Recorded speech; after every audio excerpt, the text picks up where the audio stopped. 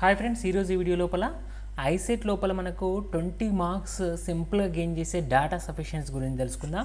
So ఈ data sufficiency అంటే మనకు చూసుకున్నట్టయితే చూడండి, సో దీని లోపల each question has 2 given statements. ప్రతి క్వశ్చన్కు 2 స్టేట్మెంట్స్ ఉంటాయి. సో ఆ 2 స్టేట్మెంట్స్ని ఆధారంగానే మనం దాన్ని ఆన్సర్ని సాల్వ్ చేయాలి. సో ఏ విధంగా ఇక్కడ చూడండి, సో ఫస్ట్ ఆ 2 స్టేట్మెంట్లో ఫస్ట్ స్టేట్మెంట్ కనుక ద్వారా మనం సింప్లిఫై చేస్తే 1 అని పెట్టాలి, ఐదర్ రైట్ ఆర్ రాంగ్గా చెప్తే. సెకండ్ వన్ ఆధారంగా చెప్తే సెకండ్ టిక్ చేయాలి. థర్డ్ వన్ ఆధారంగా అంటే థర్డ్ అంటే ఏంటి, 1, 2 కలిపి చెప్పగలిగితే ఎస్ఆర్ నో చెప్పగలిగితే థర్డ్ టిక్ చేయాలి.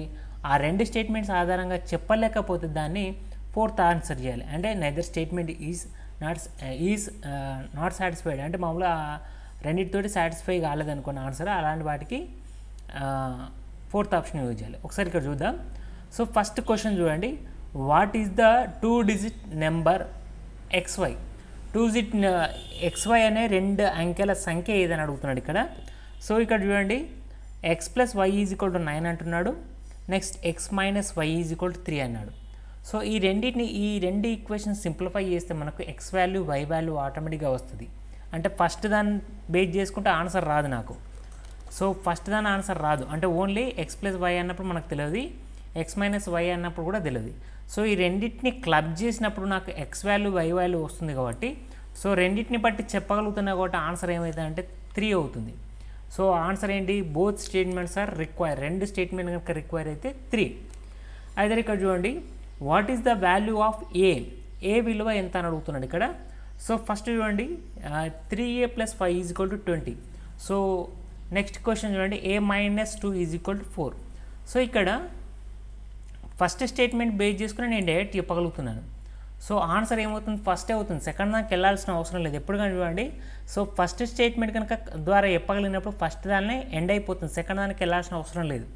సో ఇక్కడ a = -2 ఇటు వెళ్తే +6 అవుతుంది అని మీరు అనుకోవచ్చు. సెకండ్ ఆన్సర్ కరెక్ట్ అవుతుంది, ఫస్ట్ కరెక్ట్ అవుతుంది. నేను 3 అని టిక్ చేస్తా అంటే అది కరెక్ట్ కాదండి. సో ఏంటి, 3 + 5 అంటే 3a + 5 = 20.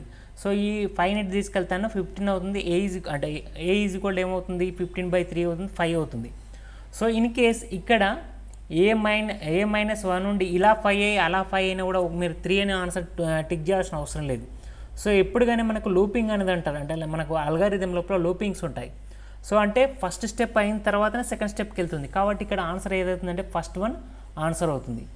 సో ఇక్కడ ఆన్సర్ వచ్చేసరికి ఫస్ట్ స్టేట్మెంట్ యూజ్ చేస్తాం. సెకండ్ చూడండి, what is the speed of the train యొక్క వేగం ఎంత అని అడుగుతున్నాడు. It's covers 20 kilometers in 2 hours. Speed is constant throughout the journey. So దీని లోపల మనం చూసుకున్నట్టయితే ఫస్ట్ దాన్ని బేస్ చేసుకుని దాని యొక్క వెలాసిటీ అనేది ఫైండ్ అవుట్ చేయొచ్చు. సో ఏంటి, it's covers 120 kilometers in 2 hours. So దాని యొక్క స్పీడ్ ఎంత అనేది మనం డైరెక్ట్ డిస్టెన్స్ బై టైం వేసుకుంటే ఆటోమేటిక్ దాని యొక్క వెలాసిటీ అనేది ఫైండ్ అవుట్ చేయొచ్చు, అంటే స్పీడ్ అనేది ఫైండ్ అవుట్ చేయొచ్చు. Next, what is the age of Ravi యొక్క వయసు ఎంత అని అడుగుతున్నాడు. So Ravi is 5 years older than Sita. So చూడండి, Ravi is 5 years older than Sita. Next, Sita is 10 years old. So ఇక్కడ చూసుకున్నట్టయితే సీత యొక్క ఏజ్ కావాలి, నెక్స్ట్ రవి యొక్క ఏజ్ అనేది సీత యొక్క ఏజ్ తోటి కంపేర్ చేస్తున్నాడు కాబట్టి సో ఎంత 10 + 5 కాబట్టి ఆటోమేటిక్ ఇక్కడ 2 రిక్వైర్మెంట్స్ ఉన్నాయి కాబట్టి బోత్ స్టేట్మెంట్స్ ఆర్ రిక్వైర్డ్, అంటే ఆన్సర్ 3 అవుతుంది. Next question, what is the cost of 5 apples? So 5 apples ధర ఎంత అని అడుగుతున్నాడు. ఇక్కడ చూడండి, 1 apple cost 10 rupees. Next, the price of remaining the same for all apples. So అన్ని యాపిల్స్కు సేమ్ అదే రేట్ ఉంటుందని చెప్తున్నాడు. సో ఇక్కడ చూసుకున్నట్టయితే 2 స్టేట్మెంట్స్ కలిపి యూజ్ చేస్తాం కాబట్టి సో వాటిని అంటే యాపిల్స్ అనే డిఫరెంట్ సైజులో ఉండొచ్చు మేబీ, కాబట్టి ఇలాంటి కేసెస్ లోపల మనం ఈ రెండింటిని క్లబ్ చేసి తీసుకోవాల్సి ఉంటుంది, అంటే both statements are needed. Next question, what is the total marks scored by Ravi? So total marks score ఎంత చేసేయాలంటే మొత్తం స్కోర్ చేసిన మార్కులు ఎంత అంటున్నాడు. సో ఈ scored 80 in maths and 90 in science. So 2 సబ్జెక్ట్సే ఇచ్చాడు ఇక్కడ. He failed in the one subject, ఈ ఫెయిల్డ్ ఇన్ 1 subject, ఒక సబ్జెక్ట్లో ఫెయిల్ అయ్యానని చెప్పాడు. సో నాకు అన్ని మార్కులు కావాలంటే ఎన్ని పేపర్స్ ఉన్నాయి నాకు క్లియర్గా తెలియదు. ఒకవేళ ఎగ్జామ్ అనేది రెండింటికి కండక్ట్ చేసినప్పుడు ఫస్ట్ స్టేట్మెంట్ ఇచ్చి సెకండ్ దాని లోపల 80-90 ఇస్తే నేను టిక్ చేయొచ్చు. బట్ ఇక్కడ నాకు క్లియర్గా తెలియదు కాబట్టి ఆ రెండింటిని బేస్ చేసుకుని ఆన్సర్ చెప్పలేను కాబట్టి ఆప్షన్ 4 యూజ్ చేస్తాను. Next question, what is the area of a circle? Circle యొక్క ఏరియా ఎంత అని అడుగుతున్నాడు, వృత్తం యొక్క విస్తీర్ణం ఎంత అని అడుగుతున్నాడు. So radius is 7 centimetres. So radius ఇచ్చాడు, నెక్స్ట్ పై వాల్యూ ఇచ్చాడు. సో ఇక్కడ ఆన్సర్ కనుక చూసుకున్నట్టయితే పై అనేది అంటే యూనివర్సల్ కాన్స్టెంట్స్ ఏవి కానీ ఎక్కడి పోయినా సేమ్ ఉంటాయి. పై కానీ నెక్స్ట్ ఏవైతే ఎప్సిలాన్ నాట్ కానీ ఇలాంటి ఎప్సిలాన్ కానీ ఇలాంటి వాల్యూస్ ఏవైతే ఉంటాయో, లైట్ వెలాసిటీ, సో ఇలాంటి ప్లాంక్ కాన్స్టెంట్ ఇలాంటి కాన్స్టెంట్స్ని మనం మెన్షన్ చేయాల్సిన అవసరం లేదు కాబట్టి సో ఫస్ట్ ఆన్సర్ ద్వారానే మనకు ఆన్సర్ వచ్చేస్తుంది కాబట్టి 7 centimetres. Next, what is the height of the tower? Tower height ఎంత అని అడుగుతున్నాడు ఇక్కడ. సో టవర్ హైట్ కనుక కావాలనుకున్నప్పుడు మనకి ఏంటంటే యాంగిల్ ఒకటి నీడ్ ఉంటుంది. నెక్స్ట్ ఏదైనా ఒక భుజం కావాలంటే లెంత్ కానీ లేకపోతే వేరే యాంగిల్ కావాలి. ఇక్కడ లెంత్ ఇచ్చాడు, ఏదైతే లెంత్ ఎన్ని మీటర్స్ 10 మీటర్స్ ఇచ్చాడు. ఇక్కడ యాంగిల్ ఇచ్చిండు.